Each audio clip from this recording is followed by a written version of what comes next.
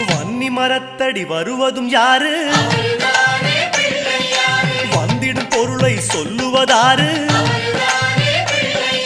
அவன் பொறி கடலை கேட்பது யாரு? நிதிமதி நிம்மதி தருவது யாரு? எருக்கம் மாலை கேட்பது யாரு? பிணக்கம் நீக்கும் சாமியும் யாரு? முன்வினை அறுக்கும் மூத்தவன் யாரு?